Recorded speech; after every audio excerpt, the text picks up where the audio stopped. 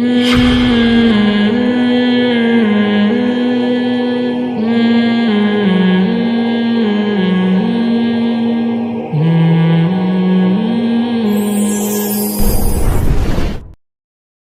برداشت نہیں کرتے.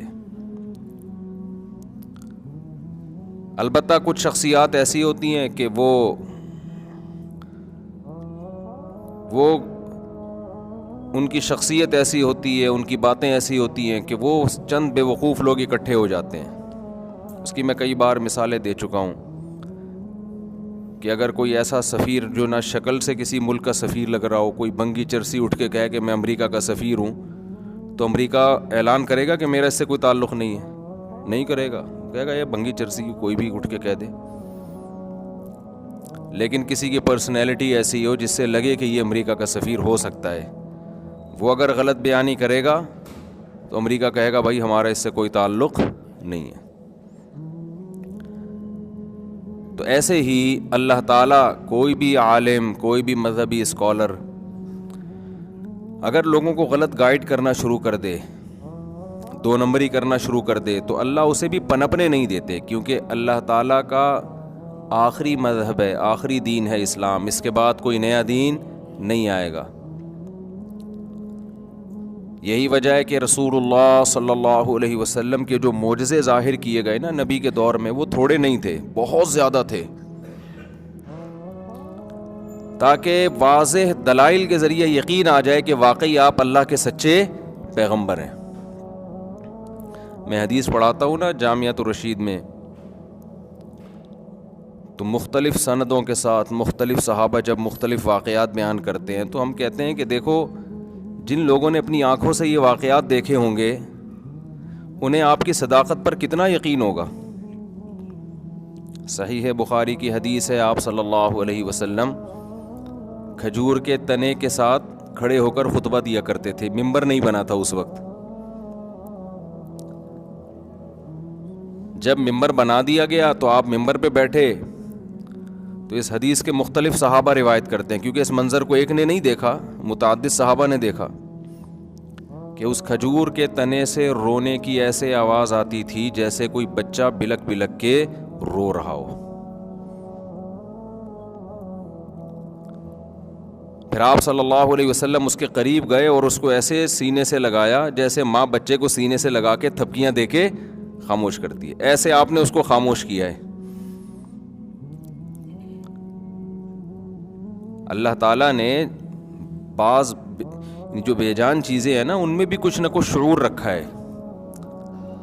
وہ کس نوعیت کا شعور ہے, کس نوعیت کی سینس ہے, اس کا ہمیں علم نہیں ہے.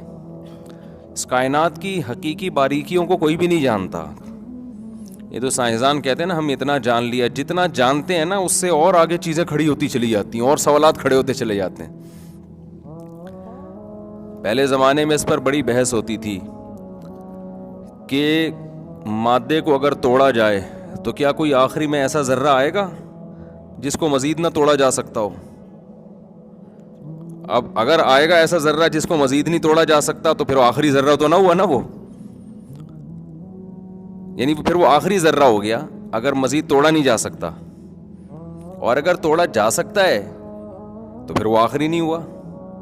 یہ بڑے پہلے زمانے کے سائنسدانوں کی اس پہ کئی سال مناظرے بحثیں چلی ہیں.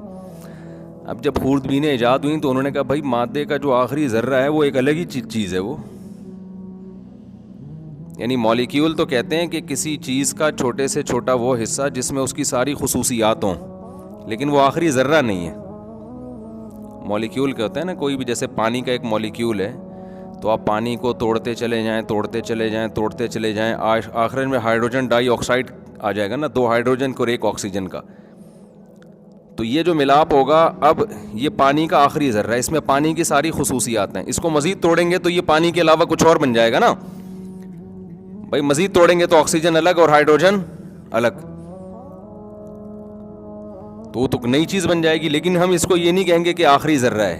ذرے میں تو پھر جب آپ آکسیجن کو توڑیں گے تو وہ الیکٹران, پروٹون, نیوٹران کا ایک الگ سے نظام ہے. تو توڑتے ہی چلے جا رہے ہیں اور الجھتے چلے جا رہے ہیں, ٹھیک ہے نا, یعنی اس سے سوالات حل نہیں ہو رہے. بلکہ اور مزید بڑے سوالات پیدا ہوتے چلے جا رہے ہیں کہ بھئی یہ کیا ہو گیا بھائی.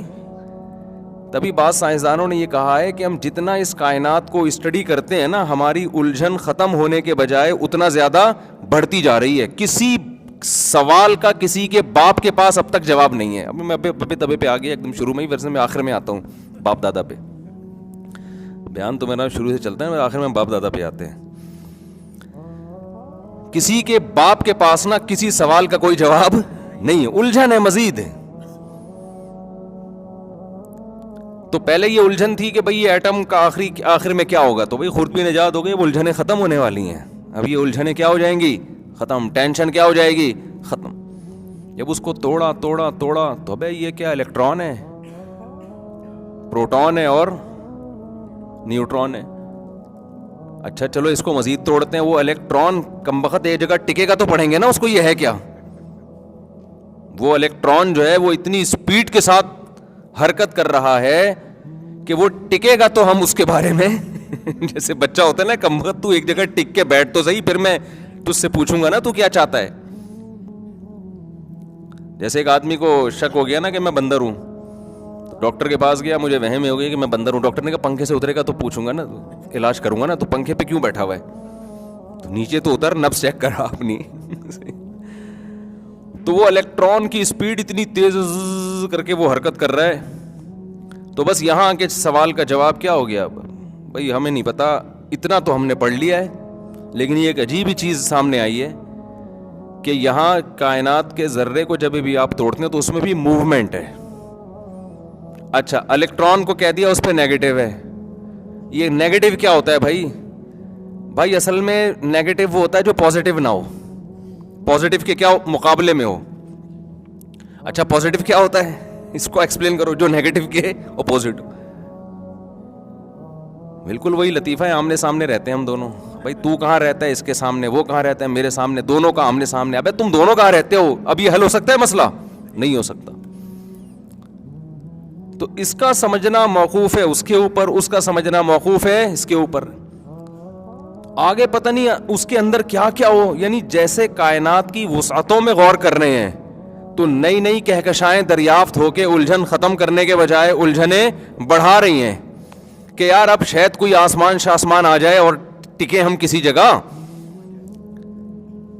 بھائی پہلے تو انسان دیکھتا تھا نا یہ چاند ہے, یہ ستارے ہیں, اس نے کہا ستارے سے اوپر پتہ نہیں کیا ہوگا, تو خوردبین ایجاد ہو گئی تو بڑے خوش ہوا ہوگا کہ یار اب ستاروں سے اوپر کچھ ہمیں اب نظر آئے کہ بس یہاں تک اینڈ ہے.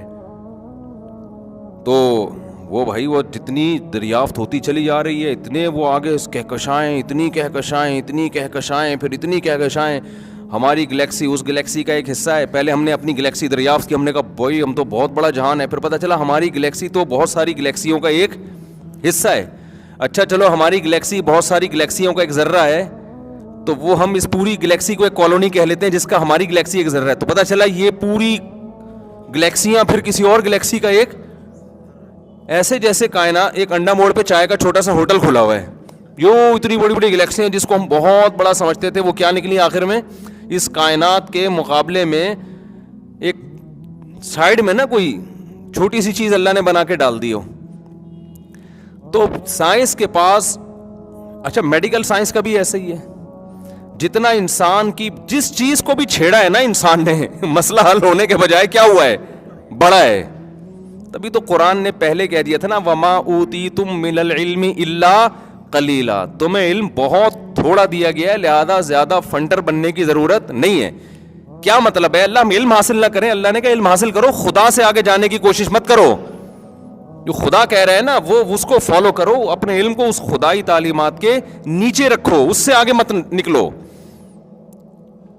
سمجھا پا رہا ہوں اپنی بات کی نہیں؟ جیسے بیٹے تھوڑا بہت پڑھ لکھ لیا, ابا پی ایچ ڈی ہے, بیٹے نے میٹرک کیا تو اب ابا کو پڑھانا شروع کر دیا. تو ابا کیا کہے گا, بیٹا میں نے فلاں سن میں میٹرک کیا تھا, اس کے بعد میں 20 سال مزید پڑھتا رہا ہوں, پڑھاتا رہا ہوں, تو مجھے پتا ہے تجھے بھی تھوڑا بہت آتا ہے, لیکن باپ سے آگے نکلنے کی کوشش مت کرنا.